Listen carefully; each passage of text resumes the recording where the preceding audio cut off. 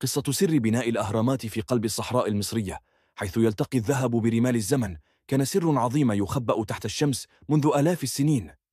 سر بناء الأهرامات منذ زمن بعيد، في عهد الملك خوفو، اجتمع كبار الكهنة والمهندسين في غرفة حجرية مضاءة بمشاعل تتراقص ألسنتها. وقف كبير المهندسين إمحتب أمام الملك وقال بثبات: يا مولاي، سنبني لك بيتا يبقى إلى نهاية الزمن.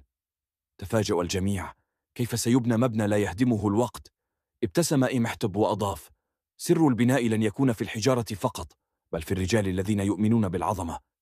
كان الناس يظنون أن العبيد هم من بنوا الأهرامات، لكن الحقيقة كانت مختلفة.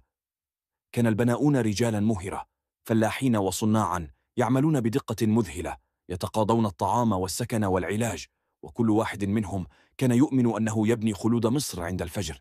كانت المئات من الأيدي تقطع الحجارة من محاجر طرة، وفي الظهيرة تسحب الحجارة بواسطة زلاجات خشبية تنزلق فوق طريق مبلل بالماء لتسهل الحركة. وفي الليل كان القمر يشهد عمليات حسابية دقيقة، يقيسون فيها النجوم لضبط اتجاه الهرم نحو نجم الشمال بدقة تفوق آلات اليوم.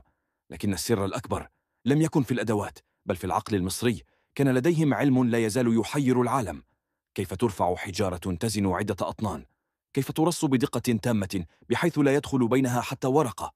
كيف يستقيم الهرم بهذا الارتفاع دون خطأ واحد؟ في يوم انتهى فيه البناء، وقف العمال ينظرون إلى الهرم العظيم. لم يدركوا أنهم لم يبنوا قبر ملك فقط، بل بنوا لغزا سيعيش آلاف السنين، ويجعل العالم يسأل دائما: كيف بنى المصريون الأهرامات؟ ابتسم الملك خوفو وقال بصوت يملأه الفخر: سر الأهرامات ليس للبشر أن يفهموه بسهولة، لأنه مكتوب في قلوب من بنوها. وهكذا بقي السر محفوظا في الرمال، وفي كل حجر يحمل بصمة حضارة لا مثيل لها. لو عجبكم القصة، ما تنسوش الاشتراك في القناة